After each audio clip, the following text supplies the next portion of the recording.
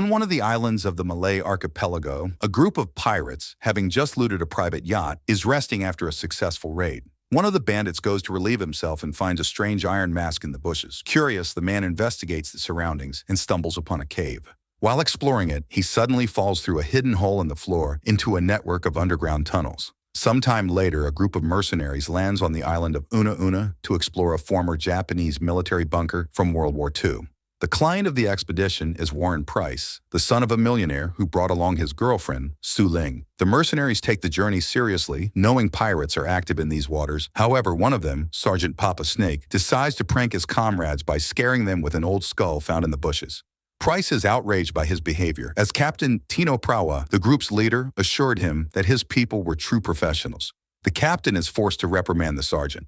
Soon, Price finds the old bunker and prepares to descend into it, but Su Ling refuses to follow him and promises to wait on the surface. Price rushes to the entrance, unaware that former military engineer Stanley, who became a mercenary and joined Captain Prawa's team on the orders of Price's father, is mocking him. In addition to Stanley, the expedition includes a Japanese female scientist named Ri, who accompanies Warren Price into the bunker. Inside, they find decayed bones and rusted weapons. Ri attempts to identify a soldier who died many years ago, while Price amuses himself with an old rifle, pretending to be a sharpshooter. Meanwhile, Stanley tries to get Captain Prawa to reveal what exactly Price hopes to find on the island. But Prawa knows nothing other than that his job is to protect the young man. The engineer grows uneasy due to rumors about pirates, but the captain assures him that his men can handle them. After inspecting the small bunker, Price realizes it is not what he was looking for, and the team sets out to explore the entire island. Soon, the group reaches a quarry, at the far end of which a large iron door is visible. Price orders them to proceed toward it. Stanley explains that they are looking for an abandoned colonial-era mine that the Japanese repurposed for their needs. But first, Stanley must inspect the structure for safety. Ri joins him, explaining that she wants to understand that period of her country's history. Stanley states that a soldier is not simply a person. He must be re-engineered so that an ordinary man begins killing his own kind out of duty and obedience. A soldier, he says, is first and foremost a weapon, and he too was once such a weapon. While Stanley inspects the bunker, Captain Prawa orders everyone not to stray too far, and he proves to be right. The group is attacked. The mercenaries fire back but realize they cannot fight off a numerically superior enemy and are forced to take shelter in the bunker. There, they become trapped after one of the attackers throws a grenade into the mine, injuring Ario and causing a cave-in. The young man receives aid, but the exit is blocked and there is no communication. The question arises as to who attacked them and why. They direct the question at Price, and under pressure, he is forced to admit that an expedition led by his father's company discovered a similar bunker on an island near Sumatra a couple of years ago. Encoded messages were found there, and Price, working with Ri, tried to decipher them. He speculated that they referred to Yamashita's gold, rumored to be hidden in a mine on one of the islands. But aside from Price and Ri, no one could have known about this discovery. After arguments, Stanley suggests searching for another exit, prompting the group to descend into the mine. After wandering the underground tunnels for some time, they find a wooden bridge that appears sturdy. But when the group steps onto it, lights suddenly turn on, illuminating the Japanese rising sun military flag, and a propaganda song begins to play through the internal communication system, frightening the explorers. The group speculates that either someone is still down here or their enemies have followed them, as there's no way a generator could operate for over 80 years. One consolation remains. This indicates the presence of a second exit. They continue exploring the seemingly abandoned Japanese base and soon find storage rooms where protective suits are kept, which the captain initially mistakes for people. Photographs depicting scenes of violence against prisoners of war are also found there. Soon, the team locates a communications center. While the others examine it, Sergeant Snake, standing guard, notices a mysterious figure in a hazmat suit and gas mask watching him. However, when he turns around, the figure has vanished without a trace. Meanwhile, re-examines a map on the wall and realizes that this island was a position of the Japanese army in 1945. Specifically, it was occupied by Yamashita's units. Stanley understands that it wasn't just the gold that brought Price here and urges him to be honest since their lives are now intertwined. Something is clearly wrong with this place. It's not a typical bunker or a bank vault. Moreover, the photographs they found turn out to be medical images. Against Price's wishes, Ri reveals that a secret medical unit operated here, using the bunker as a resource.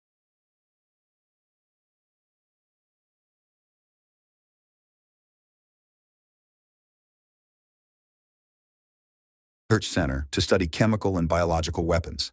The Japanese experimented on prisoners of war as test subjects. The mercenaries are outraged by the deception as they were hired as guards, not fighters.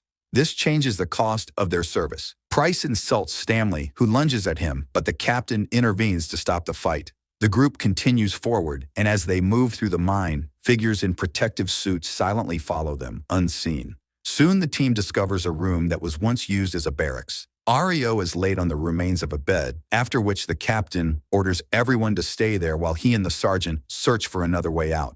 Price protests, fearing that the captain will find the gold first. In the end, Reen, Stanley, and the mercenary Joko stay with the wounded man, while the others leave with the captain. While resting, Ree engages Stanley in an open conversation. He shares that during his service in Afghanistan, he got into a petty fight and suddenly realized that he could kill any person, regardless of their guilt. It terrified him to know he had lost his humanity. That's why he left the army. Meanwhile, the captain's group discovers a room that once housed Australian prisoners of war. Back in the barracks, the wounded Ario suddenly hears strange noises coming from under his bed. He lifts himself up and sees the ground beginning to shift. He doesn't have time to call for help before a monstrous creature drags him underground.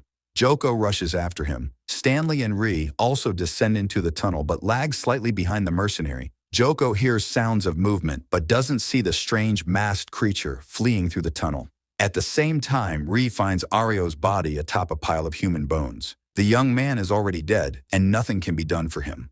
Suddenly, they are attacked. Meanwhile, the captain's group finds medical records that describe, in detail, the experiments conducted by the Japanese in the bunker.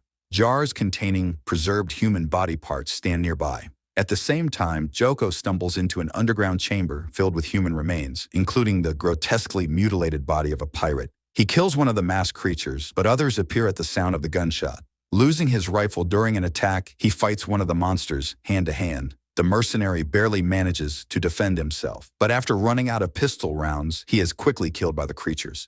Meanwhile, Ree and Stanley are captured by a figure in a gas mask, a Japanese soldier who refuses to acknowledge that the war is over. Stanley manages to disarm the soldier. When they remove his mask, they discover a strangely altered man.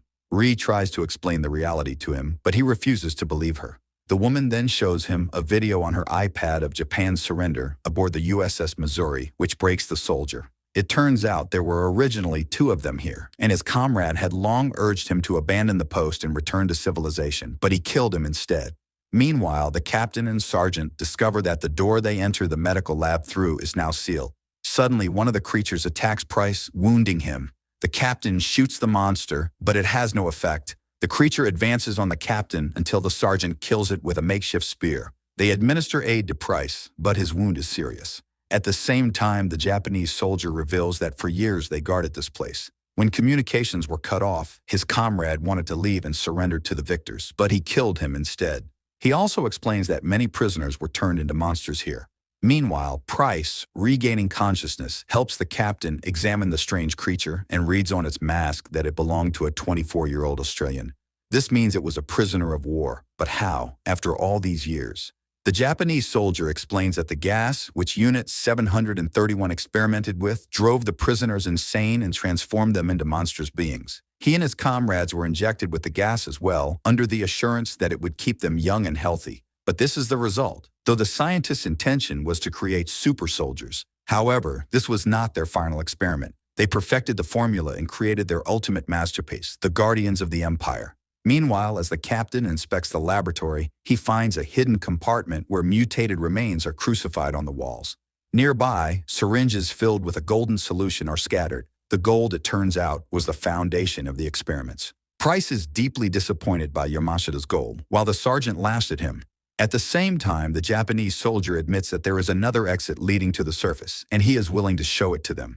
Ree doesn't fully trust him, but they have no other choice.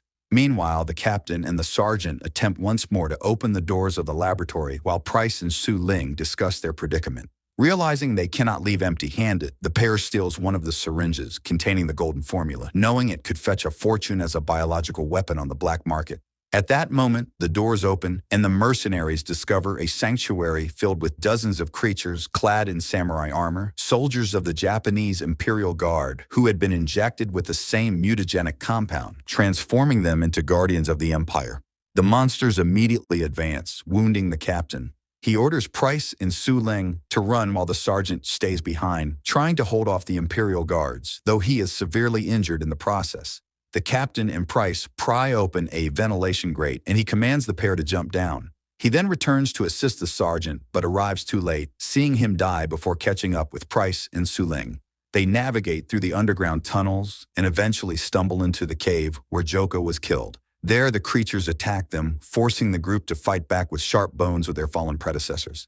The three manage to escape and accidentally discover a room where Stanley, Ree, and the Japanese soldier are sheltering. The men barricade the tunnel, though they know it's only a temporary solution. Price's condition deteriorates further, and the women try to help him.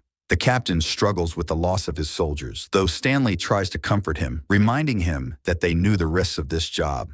Still, no one could have anticipated what they would face here. Now they must try to find a way out. While the others debate their next move, Su Ling, desperately trying to save Price, injects him with the golden formula they stole from the laboratory. At that moment, the Imperial Guards break through the tunnel. The group flees, but the Japanese soldier stays behind to hold off the enemies and sacrifices himself. Meanwhile, the guards find the mutated prisoners and remove their masks, turning them into their allies. The survivors desperately attempt to escape through the tunnels, but Price's condition worsens and he can no longer walk. A creature catches up to them and attacks Stanley, but Ree comes to his aid, smashing the monster's head with a rock. During the chaos, Su Ling drags Price into a room and locks the door behind her, leaving the captain, Stanley, and Ree trapped in the corridor. Realizing the woman won't reopen the door, the three flee further into the tunnels, only to find themselves constantly encountering the guards. They manage to close the door behind them, but they lack the strength to hold it. The captain orders Stanley and Ree to save themselves, staying behind to face the guards. Meanwhile, Su Ling drags Price toward an exit where daylight and trees are already visible. In the depths of the mine, the doors finally give way, and the captain dies heroically, fighting to the last breath. Ree and Stanley fall into the water. At that moment, Price rises, and Su Ling, relieved, believes he has recovered. But the man has been reborn under the effects of the formula and kills her. Ree and Stanley escape the mine through a system of underwater tunnels, but the Imperial Guards pursue them closely. Only Ree manages to emerge from the tunnels. Exhausted, she reaches the shore, only for a guard to rise from the water and grab her by the throat. He turns to the lake, from which more guards are now emerging, then raises his sword above her.